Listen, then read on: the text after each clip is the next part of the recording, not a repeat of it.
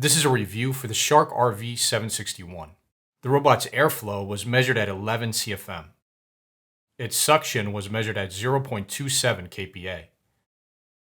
In our carpet stress test, the RV761 picked up all debris away from edges very well.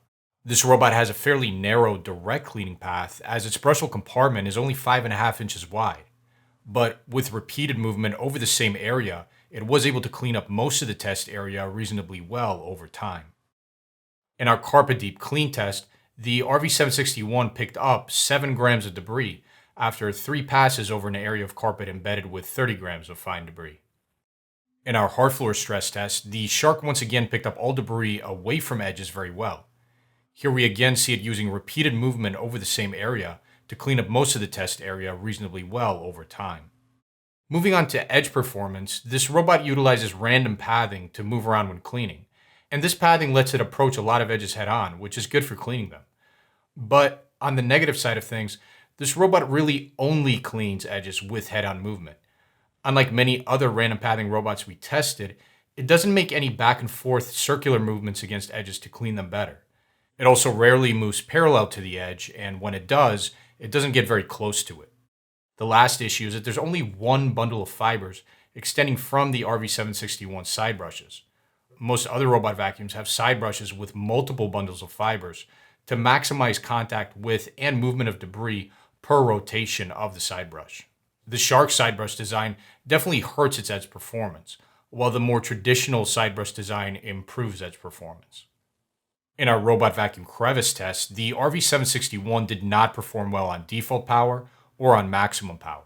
Even after extensive runtime, it still could not pull most of the debris out of the crevice used for this test on either power setting. In our human hair pickup test, the Shark picked up all the hair, but most of that hair wasn't pulled into its dustbin. 70 to 80% of the hair it picked up tangled around its side brushes and around its brush roll and had to be cleaned off manually, though it was quite easy to pull hair off of its brush roll. In our pet hair pickup test, the RV761 picked up and collected all of the shorter pet hair used for this test in its dustbin. We tested the robot's cleaning efficiency and coverage in 2 different environments, an empty room and a cluttered room. In our empty room testing, we see the Shark's random cleaning pattern demonstrated quite well. It also gets good, even coverage in this test.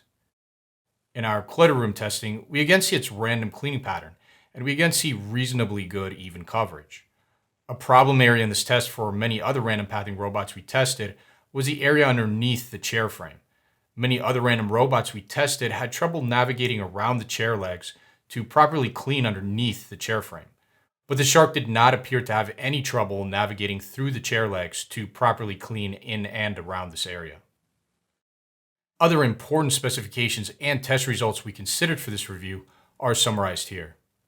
Note especially how there are no boundary accessories like a magnetic strip, for example, included with the RV761, though you can buy Shark bot boundary strips separately and use them with the RV761 to limit where it can go in your home.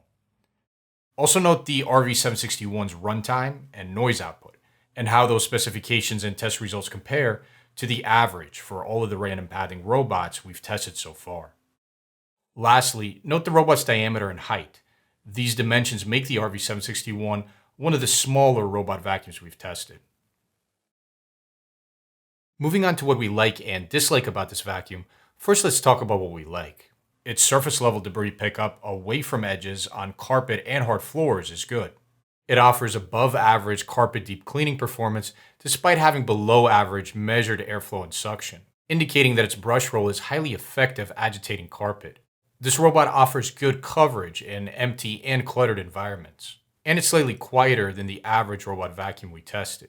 Moving on to what we dislike about the Shark RV761, the only real issue that we have with this robot vacuum is its edge performance. Its pathing is very limited around edges, and its unique side brushes aren't well optimized for cleaning edges. In terms of general recommendations, the Shark RV761 is difficult to recommend if only because of that one negative.